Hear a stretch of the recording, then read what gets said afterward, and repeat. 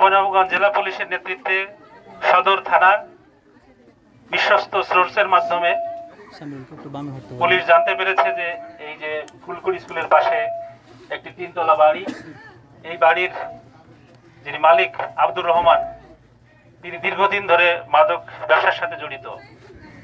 আজকে বিশ্বস্ত সোর্সের মাধ্যমে আমরা জানতে পেরে তার বাড়িতে তাৎক্ষণিক অভিযান পরিচালনা করা হয় এবং অভিযান পরিচালনা করে 20 প্যাকেট, ছোট বড় 20 প্যাকেট নিষিদ্ধ হেরোইন আমরা তার বাড়ি থেকে উদ্ধার করি এবং সেই সাথে আব্দুর রহমান সহ তার পরিবারের আরো 3 জন আমরা ইতিমধ্যে হেফাজতে নিয়েছি।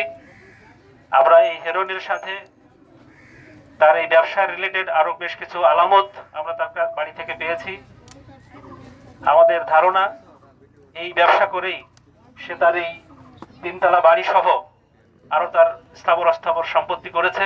আমরা পুরো বিষয়টা খতিয়ে দেখব এবং এর সাথে তার যে জড়িত থাকার পুরোপুরি আলামত, পুরোপুরি যে বিষয়গুলো আছে সেগুলো আমরা খতিয়ে দেখব তদন্তের মাধ্যমে এবং এর সাথে আরো কেউ জড়িত আছে কিনা, সে কাদের সাথে মাল বিক্রি করে, কার কাছ থেকে মাল নিয়ে আসে এবং এনে এই অত্যন্ত যুবক সম্প্রদায় ধ্বংসের যে কাজ সে করে যাচ্ছে সেই বিষয়ে আমরা খতিয়ে দেখব এবং এটার শিকড় মূলোৎপাটন করব। এটাই আমাদের অঙ্গীকার।